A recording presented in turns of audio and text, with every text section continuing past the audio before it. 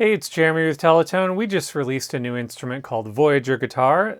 The walkthrough is up on our YouTube channel and on the website, but I wanted to do a quick start video, or basically the walkthrough video for people that are in a hurry, so let's jump in. So front and center right here, we have our amp and mic mixer.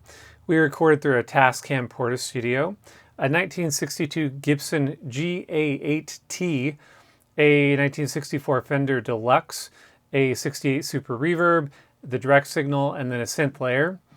For the Tascam and direct, you can adjust the width above here. For the synth layer, it's going to change the shape.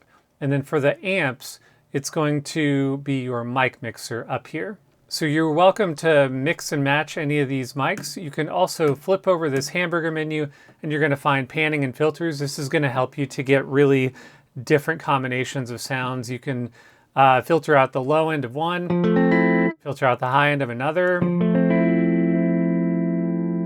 You can pan them in different directions. And then you can send any of these to the effects or bypass the effects by clicking here.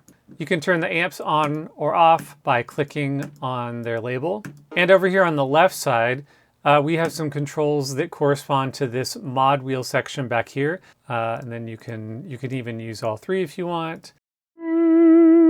Over here on the right side, we have some additional performance options, including legato slides, hammer-on, solo, power chords, and octaves.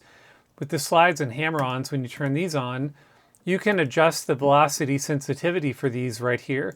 So if you wanted the slides to just trigger on the really low velocity layers, you can do that here. You could also flip it to where they were triggered on the highest velocities. Then we have our hammer-ons down here. And then a pull-off is going to be if you're going down.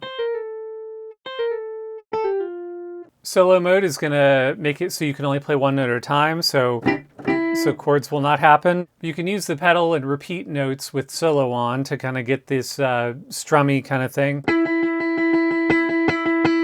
And then here's your power chord. There's an adjustment for here on the back too. You can tighten up the strum, or you can loosen it up. And then here's your root note, your fifth, and your octave. You can adjust the volume of these.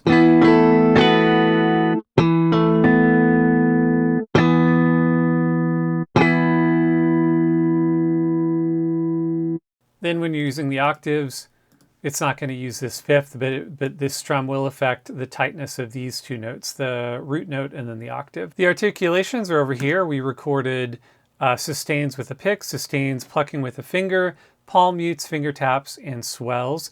Over here we have our presets, which you can browse through different sections. They're kind of loosely organized. All the sustains are grouped together, but then we did separate out the finger taps, the swells, and then different ARP modes. One thing I talked about in the other videos that I keep forgetting to actually demonstrate is this little synth trick. You can turn on just the synth layer, lock the amp section, and now when you're scrolling through these presets, you get basically like 100 presets of synth sounds, which I can show you.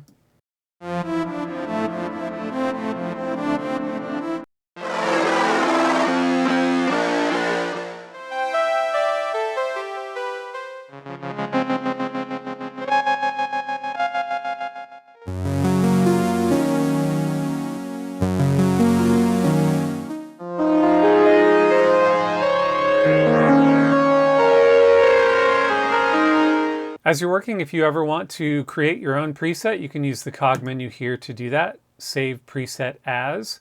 You can also initialize the entire plugin here. And then down here we have our effects section. There's an arpeggiator that's not really an arpeggiator. It does way, way more than that, which we'll get into. There's a harmonizer, distress, distortion, modulation, age, EQ, tremolo, delay, reverb. These all go in order. So for instance, with distress, if you crank up this output and then have your distortion on, it's going to drive this distortion more. So keep that in mind, that these do go in order from left to right. The amp and mic section, the articulations, and the effects all have locks that you can use.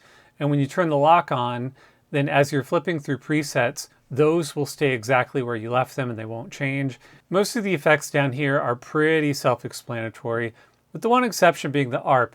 And I mentioned that it is more than an ARP, and we've done extra videos on this, kind of taking a deeper dive. But in every video, I find that there are just a few more things that I didn't get to say that I would still like to say.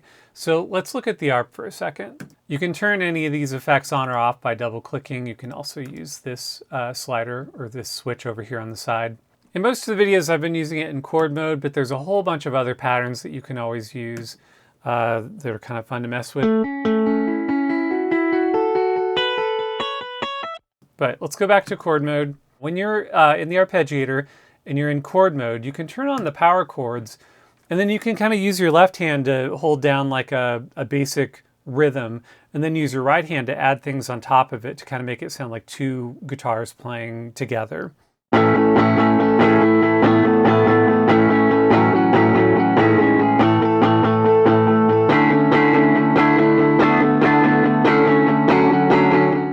And this kind of thing was really, really important to us because I know there's other guitars on the market that in order to achieve kind of a realistic sound, they're kind of just recorded loops and you're just triggering recorded loops. But I wanted to still feel like I was in control of like what the chord progression is and what it's doing and just make it really, really playable. And so that's kind of where all this stuff comes into play is we wanted it to not be like a loop generator. We wanted you to be in full control of like the chords and the rhythm. This step retrigger is going to send things back to the first step whenever you play a note.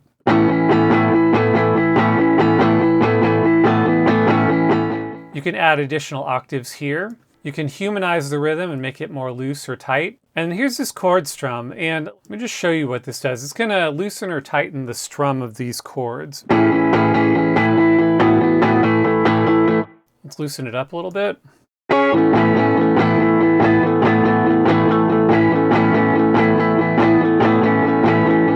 And then for this tempo, we would probably keep it a little tighter. Let me show you a context where you might want a little bit of a looser strum there. So let's go ahead and change this to maybe an eighth note pattern.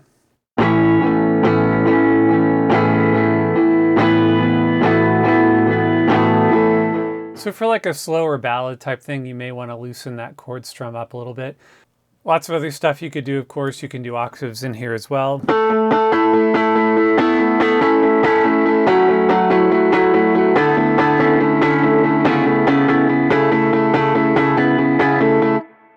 I covered this in more detail in the other videos, so I'll only go over it lightly here, but each one of these steps you can make into what we're calling a rest articulation, where it stops the note in different ways.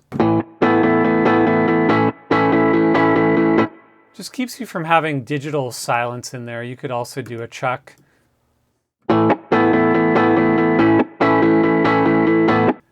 There's also release samples, fret noise slides, like the sound of your hand moving across the neck.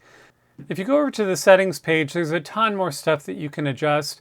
For a deeper explanation, you can click on this eye icon and it will give you a more in-depth explanation, but you can adjust the sample start sensitivity, some humanization stuff to make it sound a little bit more realistic, where it pushes the note sharp as you hit the note harder, and then it can also humanize the velocity and give you more variation.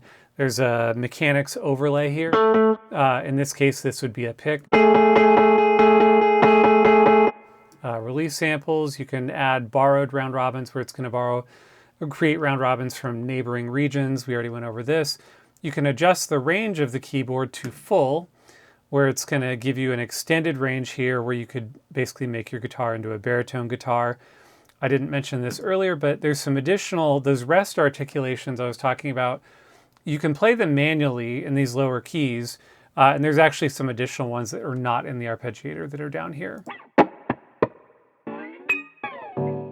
But like I said, you are in a hurry, so we're just kind of breezing through this. This little pitch wheel section here, you can choose, if you're playing multiple notes together, you can pick which notes it's going to pitch bend. So right now we have it set to bottom by default, because that's probably what you might use like the most.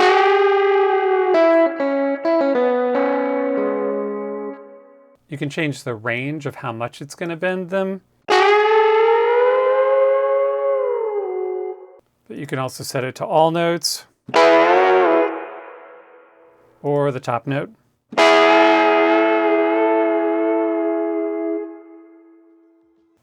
So that is a quick trip around Voyager Guitar. I hope this was useful to you. We have additional videos on our YouTube channel and also on our Instagram. You can follow us on Instagram at Teletone Audio. Thank you so much for watching.